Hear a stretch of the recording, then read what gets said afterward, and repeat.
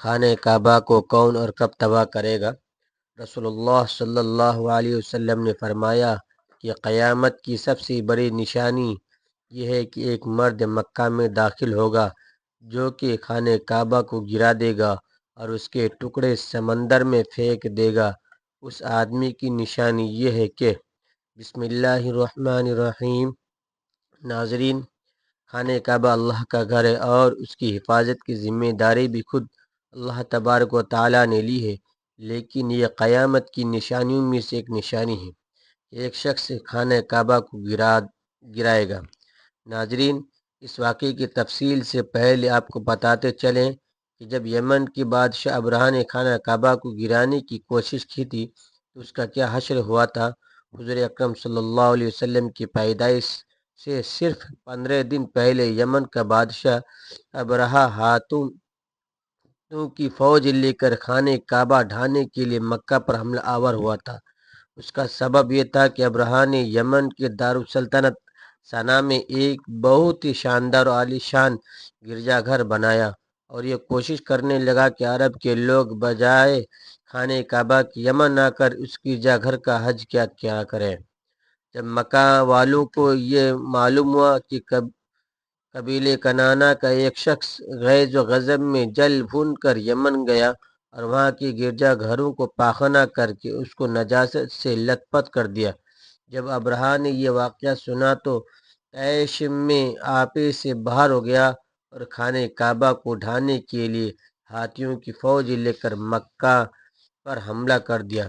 اس کی فوج کے اگلے دستے نے مکہ والوں کے تمام اونٹوں اور دوسرے مویشیوں کو چھین لیا۔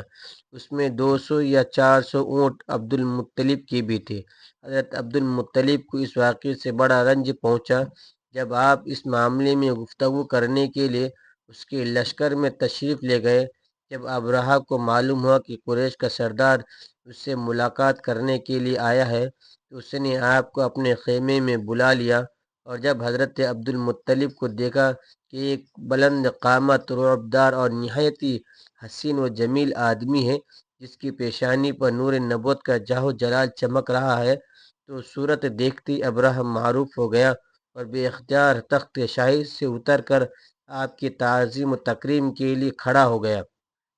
اپنے برابر بٹھا کر دریافت کیا، کہیے سردار قریش، آپ کی تشریف آوری کا کیا مقصد ہے؟ حضرت عبدالمطلب نے جواب دیا، ہمارے اونٹ اور بکریاں وغیرہ جو آپ کے لشکر کے سپاہی ہانک لائے ہیں، آپ ان سب مویشیوں کو ہمارے سپرد کر دیجئے۔ یہ سن کر ابرہہ نے کہا، اے سردار قریش، میں تو یہ سمجھتا تھا کہ آپ بہت ہی حوصلہ مند اور شاندار آدمی ہیں، مگر آپ نے مجھ سے اپنے اونٹوں کا سوال کر کے میری نظروں میں اپنا وقار کم کر دیا۔ اونٹ اور بکری کی حقیقت ہی کیا ہے؟ میں آپ کے کعبہ کو توڑ پھوڑ کر برباد کرنے کے لیے آیا ہوں، آپ نے اس بارے میں کوئی گفتگو نہیں کی۔ اب حضرت عبدالمطلب نے کہا، مجھے تو اپنے اونٹوں سے مطلب ہے، کعبہ میرا گھر نہیں ہے بلکہ وہ خدا کا گھر ہے، وہ خود اپنے گھر کو بچا لے گا، مجھے کعبہ کی ذرا بھی فکر نہیں ہے۔ یہ سن کر ابرہہ اپنے فرعونی لہجے میں کہنے لگا، اے سردار مکہ سن،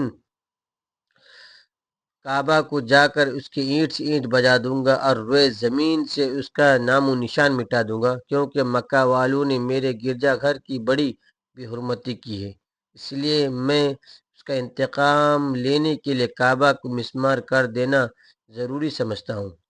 عبدالمطلب نے فرمایا، پھر آپ جانے اور خدا جانے، آپ سے سفارش کرنے والا کون؟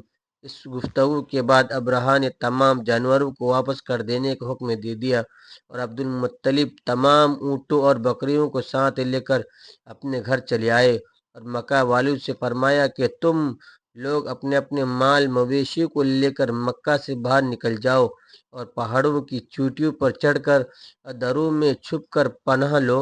مکہ والوں سے یہ کہہ کر پھر خود اپنے خاندان کے چند آدمیوں کو ساتھ لے کر خانہ کعبہ میں گئے اور دروازے کا حلقہ پکڑ کر انتہائی بے قراری اور گریہ زاری کے ساتھ دربار باری تعالیٰ میں اس طرح دعا مانگنے لگے کہ اے اللہ، بے شک ہر شخص اپنی اپنی گھر کی حفاظت کرتا ہے، لہذا تو بھی اپنے گھر کی حفاظت فرما۔ صلیب والے اور صلیب کے پجاری یعنی عیسائیوں کے مقابلے میں اپنی اطاعت و اشار کی مدد فرما۔ حضرت عبد المطلب یہ دعا مانگی اور اپنے خاندان والوں کو ساتھ لے کر پہاڑ کی چوٹیوں پر چڑھ گئے اور خدا کی قدرت کا جلوہ دیکھنے لگے۔ ابرہہ جب صبح کو کعبہ جانے کے لیے اپنے لشکر جرار اور ہاتھیوں کی قطار کے ساتھ آگے بڑھا اور مقام مغمس میں پہنچا تو خود اس کا ہاتھی جس کا نام محمود تھا ایک دم بیٹھ گیا۔ ہر چندے مارا اور بار بار للکارا مگر ہاتھی نہیں اٹھا۔ اسی حال میں قہر الہی ابابیلوں کی شکل میں نمودار ہوا اور ننھے ننھے پرندے جھنڈ کے جھنڈ جن کی چونچ اور پنجوں میں تین تین کنکریاں تھیں سمندر کی جانب سے حرم کعبہ کی طرف آنے لگے۔ ابابیلوں کے ان لشکروں نے ابرہہ کی فوجوں پر اس زور و شور سے سنگ باری شروع کر دی کہ ان کی آن میں ابرہہ کے لشکر اس کے ہاتھیوں کے پر خچے اڑ گئے۔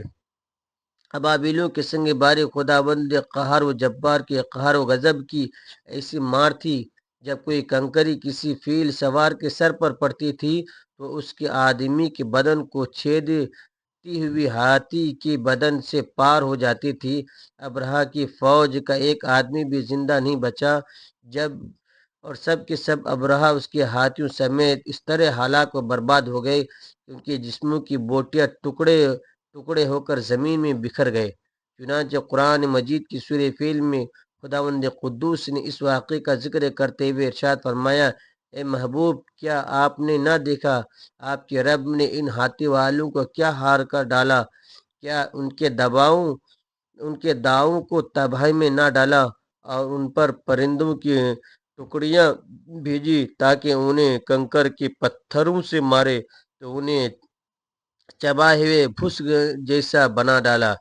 جب ابرہہ اس کے لشکر کو یہ انجام ہوا تو عبد المطلب سے پہاڑ سے نیچے اترے اور خدا کا شکریہ ادا کیا۔ ان کی اس کرامت کا دور دور تک چرچا ہو گیا۔ تمام اہل عرب اس کو ایک خدا رسیدہ بزرگ کی حیثیت سے قابل احترام سمجھنے لگے۔ تو ناظرین، عوام کے اس واقعے کے بارے میں بتاتے ہیں کہ قیامت کے نزدیک پیش آئے گا، جس کے بارے میں حضرت محمد مصطفیٰ صلی اللہ علیہ وسلم نے فرمایا تھا، اللہ پاک کا آپ صلی اللہ علیہ وسلم پر خاص کرم ہے، یہ ہے کہ آپ صلی اللہ علیہ وسلم کو اللہ پاک نے تمام علوم عطا فرمائے جن کا تصور ہماری انسانی ذہن کبھی نہیں کر سکتا۔ جو بات ہمارے نبی صلی اللہ علیہ وسلم نے فرما دی وہ پوری ہو کر رہے گی۔ اللہ پاک ارشاد فرماتے ہیں، اور وہ کوئی بات اپنی خواہش سے نہیں کرتے، وہ تو نہیں مگر وہی جو انہیں کی ذاتی ہے۔ اللہ کے علم کے سمندر کے مقابلے میں نبی اکرم صلی اللہ علیہ وسلم کا علم ایک قطرہ ہے، مگر آپ صلی اللہ علیہ وسلم کا ایک قطرہ تمام مخلوق کے لیے ایک سمندر کے برابر ہے۔ یہ بات سچ ہے کہ ہم آپ صلی اللہ علیہ وسلم کے علم کے بارے میں اندازہ نہیں لگا سکتے۔ اللہ کی ذات تو بہت ہی وسیع ہے، ہم اس کا اندازہ کس طرح لگائیں۔ آپ صلی اللہ علیہ وسلم نے اپنے سے پہلے گزرے ہوئے انبیاء کرام، ان کی امتوں کے ساتھ آنے والے وقتوں کے بارے میں بھی اپنی امت کو آگاہ کر دیا۔ محدثین اور مفسرین کا کہنا ہے کہ جب قیامت قریب آنے والی ہوگی تو خانہ کعبہ کو گرائے جانے کا واقعہ پیش آئے گا۔ جن لوگوں کے اس بارے میں علم ہے ان کو اس بارے میں حدیث مبارکہ کی روشنی میں بتاتے ہیں کہ خانہ کعبہ اللہ پاک کی نشانیوں میں سے ایک عظیم الشان نشانی ہے۔ جب تک خانہ کعبہ قائم ہے اس وقت تک دنیا بھی قائم و دائم رہے گی۔ جب خانہ کعبہ کو گرایا جائے گا تب قیامت رونما ہوگی۔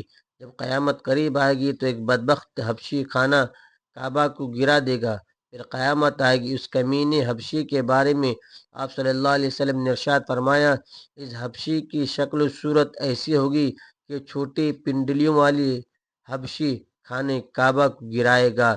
جبکہ بخاری شریف میں لکھا ہے کہ رسول اللہ صلی اللہ علیہ وسلم نے فرمایا، گویا میں اس حبشی کو دیکھ رہا ہوں، کالا اور چوڑی ٹانگوں والا ہے، کعبہ کے پتھر اور اینٹوں کو اکھاڑ اکھاڑ کر پھینک رہا ہے۔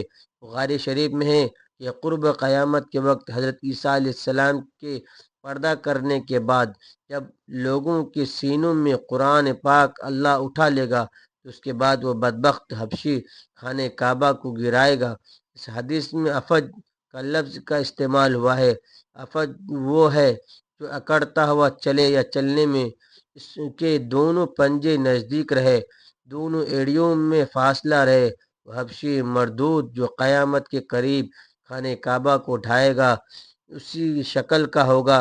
دوسری روایت میں ہے کہ اس کی آنکھیں نیلی، ناک پھیلی ہوئی ہوگی، پیٹ بڑا ہوگا، اس کے ساتھ اور لوگ ہوں گے۔ وہ کعبہ کو ایک ایک پتھر اکھاڑ ڈالیں گے اور سمندر میں لے جا کر پھینک دیں گے۔ یہ قیامت کے بالکل نزدیک ہوگا۔